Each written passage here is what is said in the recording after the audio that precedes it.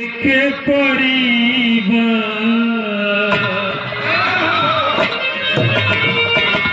हो जाए के परिवार लमुनगरी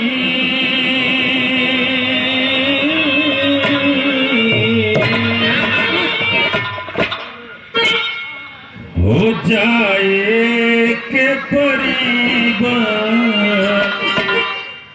लमुनगरी ये दुनिया बड़ा बहुरंगी बा जो ना बदलत सतरंगी बा जो ना बदलत सतरंगी बा आए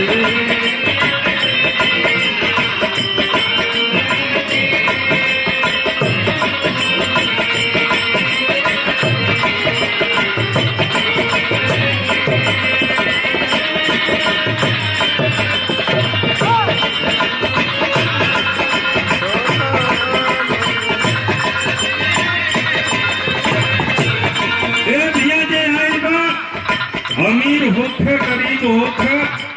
छोट होखे बड़ा होखे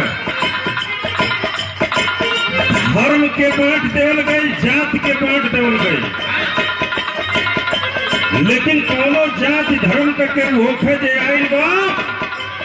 ओके जाए पड़ी ये लिए कहना है जिंदगी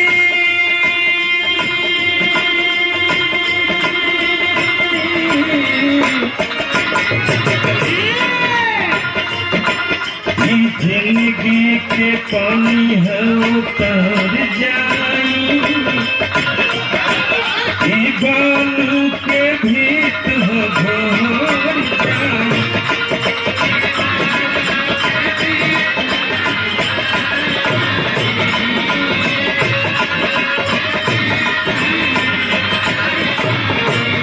वो सब के रही ना के रही आता है कहीं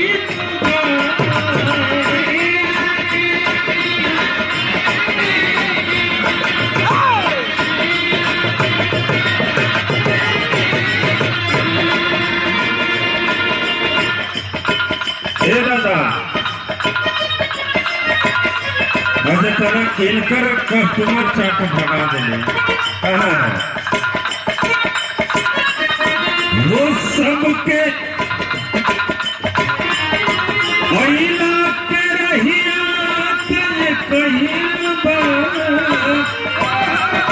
जाए के बेरिया न जाने के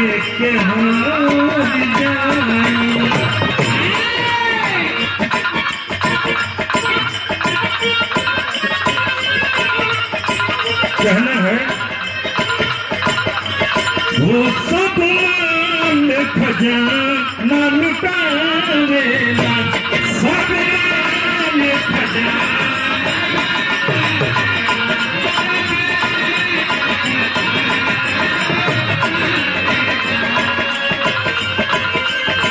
कहे भाई थोड़ा समय लेते अगर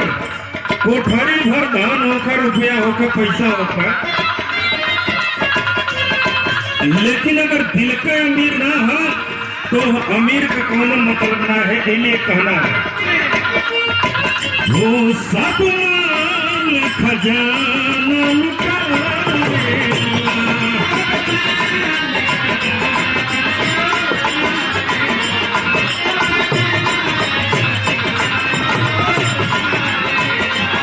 केहू नारी का उपास सुतावेला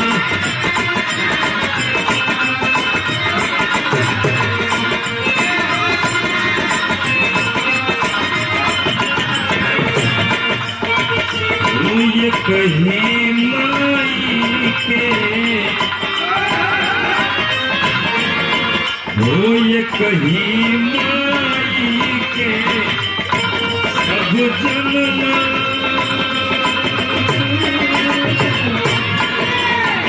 वो ये कहीं माई के सब जमना केहू राजा तक केहू भंगी बदलत सतरंगी का जोड़ा बदलत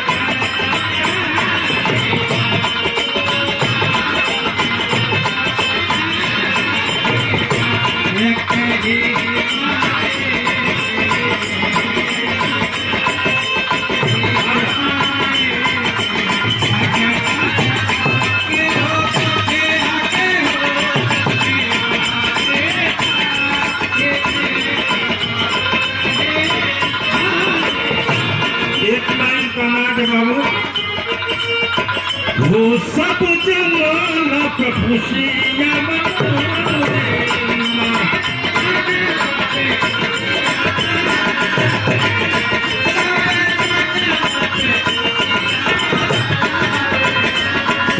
केहू घरे बेटी या बेटा जन्म लेला तो लोग खुशी मनावेला,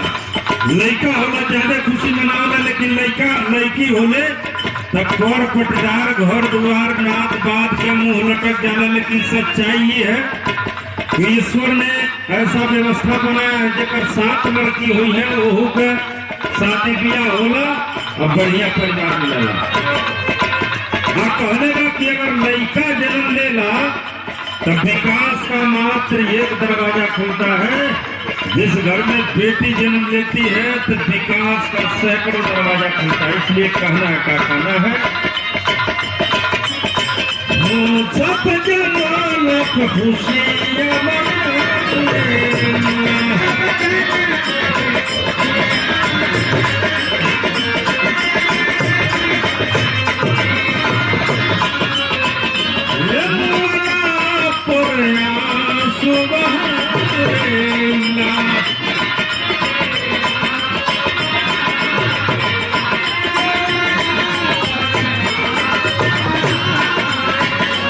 एक लाइन गुरु जी है मेरे कि अगर जीवन मिलन भाई अनमोल रतन है, सारे जीव जंतु में मनुष्य जीवन सबसे अनमोल है। ये पूरे देश को चलाता है, पूरे ब्रह्मांड को चलाता है। अगर परमात्मा छोड़ दीजिए तो इंसान चलाता है, और इंसान के अंदर भी परमात्मा का अंश आत्मा है। इसलिए लास्ट लाइन कहना है, क्या कहना है, अगर जिंदगी मिलेगा तब उपकार करा उद्धार करा,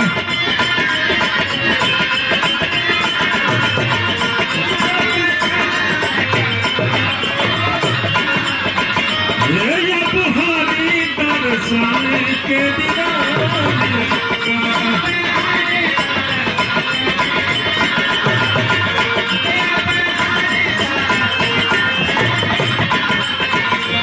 धर्मेंद्र